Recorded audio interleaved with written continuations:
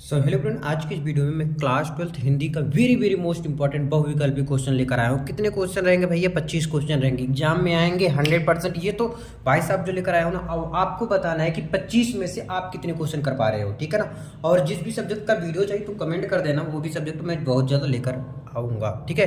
देखो पूरा ऐसे छाप देना जो मैं आज बताने वाला हूँ ना, पूरा ऐसे छाप देना। मतलब जो मैं बता रहा हूँ यहाँ से आएगा क्वेश्चन, आप जाके देख लेना।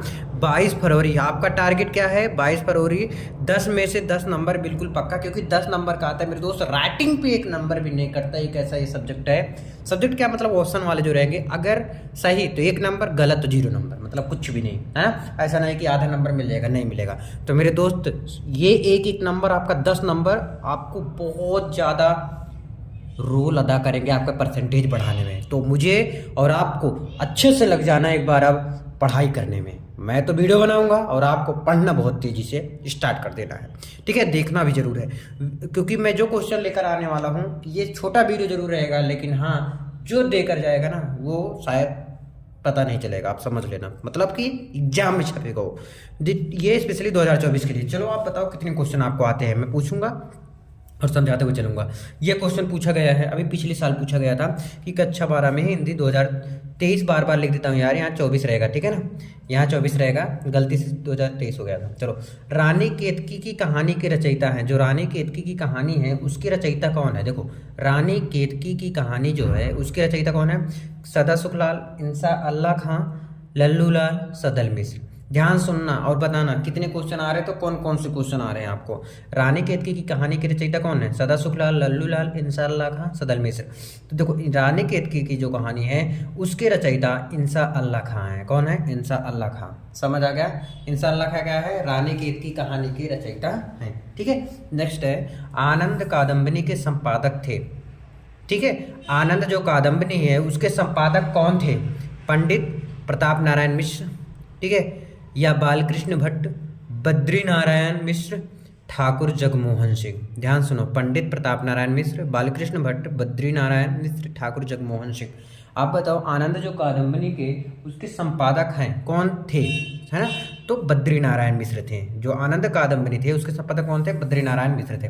क्या भूलूं क्या याद करूं, कहते हैं ना, क्या भूलूं क्या याद करूं, कि जब बहुत याद कर लेते हैं, क्या भूल जाऊं क्या याद करूं, बताओ कितना याद कर पाऊंगा। तो इसके जो लेखक हैं, या किस विधा की रचना है, बताओ। लेखक नहीं पूछा, इसमें पूछे किस विधा की रचना है।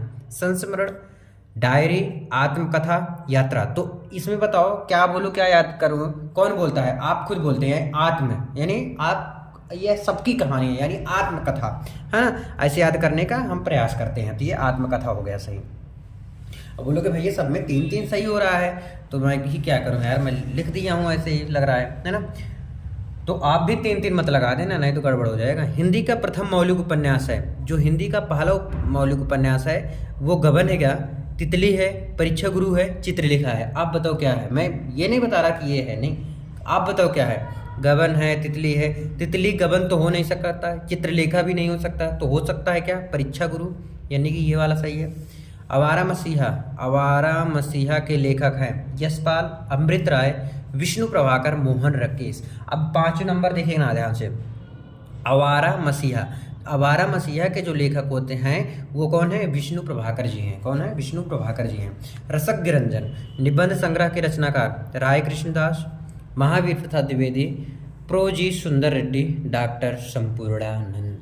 कौन है? डॉक्टर संपूर्णानंद। ध्यान सुन लो, राय कृष्णदास हैं, महावीर प्रसाद द्विवेदी हैं, प्रोफेसर जी सुंदर रेड्डी हैं, या डॉक्टर संपूर्णानंद। 6 नंबर क्वेश्चन, बताओ कौन है? रसक निरंजन निबंध संग्रह के रचनाकार महावीर जी हैं, ठीक है। नेक्स्ट देख लो, काशी नागरी प्रचारणी सभा के संस्थापक हैं। काशी नागरी प्रचारणी, नाम सुनो, काशी नागरी, काशी यानी बनारस का जो है। नागरी प्रचारणी सभा के संस्थापक कौन है? बालकृष्ण भट्ट, प्रताप नारायण मिश्र। प्रताप नारायण मिश्र तो हो नहीं सकते। बाबू श्याम सुंदर दास, हजारी प्रसाद द्विवेदी। हजारी प्रसाद भी काफ़ी बार सुने हो, तो इनका भी ऐसा कुछ नहीं है। तो या तो ये या तो ये, तो कौन है? बाबू श्याम सुंदर दास जी हैं, ठीक है। काशी नागरी प्रचारणी जो सभा के संस्थापक थे, संस्थापक हैं, वो कौन है? बाबू श्याम सुंदर दास। नेक्स्ट है, चिंतामणि के रचनाकार है। जो चिंतामणि, ध्यान सुनना, चिंतामणि के रचनाकार डॉक्टर नगेंद्र, राजेंद्र यादव, रामचंद्र शुक्ल, श्याम सुंदर दास। चिंतामणि जो है उसके रचनाकार कौन है?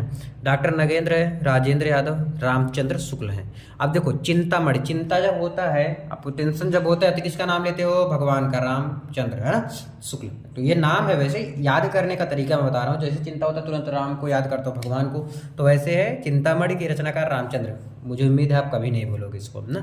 9 नंबर, नेक्स्ट पेज। देखो जो याद करने के ये तरीके होते हैं ये बहुत अच्छे होते हैं, इसको ये अपने जीवन में लगाओ, ठीक है। निंदारस रचना है मोहन राकेश की, श्याम सुंदर दास की, हरिशंकर परसाई, भारतेंदु हरिश्चंद्र की। तो निंदारस, ध्यान सुनो, निंदारस जो है वो किसके हैं? हरिशंकर परसाई का है, ठीक है। सदल मिश्र की रचना है प्रेम सागर, नाचिकेतोपाख्यान, सुख सागर और उदयभान चरित। सदल मिश्र की जो रचना है वो किसकी है? प्रेम सागर, नाचिकेतोपाख्यान, किसके हैं? नाचिकेतोपाख्यान की रचना है, ठीक है। नेक्स्ट, स्कंदगुप्त नाटक के लेखक हैं प्रेमचंद। अब स्कंदगुप्त, भाई साहब नाम सुनते ही याद आ जाओ, स्कंदगुप्त किसका है? अच्छा नहीं बताया, चलो कामायनी किसका है? इन्हीं का, तो स्कंदगुप्त भी इन्हीं का है, ठीक है। तो पढ़ने की जरूरत भी नहीं पड़ा। स्कंदगुप्त नाटक के लेखक जयशंकर प्रसाद। तार सप्तक का प्रकाशन वर्ष, ये तो बहुत बार पूछा गया यार, बहुत ही बार। तार सप्तक का जो प्रकाशन वर्ष है वो क्या है? तार सप्तक का प्रकाशन वर्ष है सन 1943 है। साकेत महाकाव्य की रचनाकार, जो साकेत है महाकाव्य के रचनाकार क्या है? तो साकेत महाकाव्य के रचनाकार कौन है? धर्मवीर भारती, भवानी प्रसाद मिश्र, मैथिली शरण गुप्त, गिरिजा कुमार माथुर। तो बताओ कौन है? मैथिली शरण है। साकेत जो महाकाव्य है के रचनाकार मैथिली शरण गुप्त जी हैं, ठीक है। रीति मुक्त काव्य की रचना की है, यानी जो रीति मुक्त है काव्य की रचना किसने की है?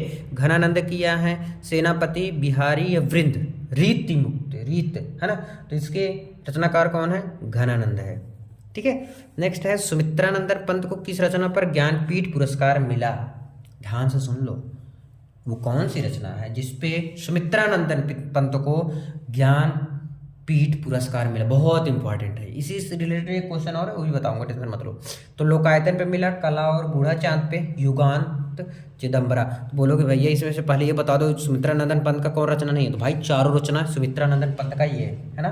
तो इसमें से इस पे नहीं मिला था, इस पे नहीं। ज्ञानपीठ पुरस्कार इनको मिला था चिदम्बरा पे, ठीक है। किस पे मिला था? ज्ञानपीठ पुरस्कार जो है इनको चिदम्बरा पे मिला था, ठीक है। अब आगे देख लो, कामायनी महाकाव्य में सर्गों की संख्या। तो कामायनी में कितने होते हैं? 15। कितने होते हैं? 15। तो 9 नहीं, 12 नहीं, 15 आ गया। ये कई बार मैं बताया हूँ, ठीक है। अब तीसरा सप्तक का प्रकाशन वर्ष, तीसरा, है ना, तीसरा सप्तक का प्रकाशन वर्ष क्या होता है? सन 1959, ठीक है।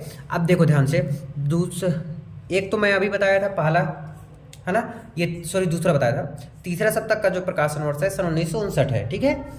हिंदी का प्रथम कवि माना जाता है, हिंदी का जो पहला कवि होते हैं उसे किसे हम कहते हैं, है ना, कौन माना जाता है, कौन है?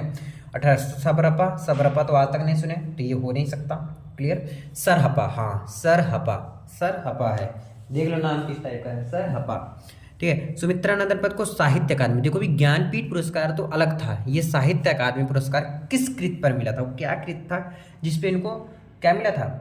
साहित्य अकादमी का पुरस्कार मिला था। तो ध्यान से देखना, ठीक है। 19 नंबर है लोकायतन पर, चिदम्बरा पर, कला और बूढ़ा चांद, स्वर्ण किरण पर। नहीं, किस पे मिला था? कला और बूढ़ा चांद पर मिला था, ठीक है। अज्ञेय की रचना है कुरुक्षेत्र, हरी घास पर छड़ पर, रश्मिरथी, हुंकार। तो 20 का कौन सा है? कुरुक्षेत्र, हरी घास पर, छड़ पर, ठीक है, अज्ञेय की रचना है। तो मैं आज 20 ही लेकर आ गया, ठीक है। 5 क्वेश्चन नेक्स्ट वीडियो में कवर कर दूंगा। और हाँ, कैसा लगा कमेंट करके जरूर बताना। Thank you so much.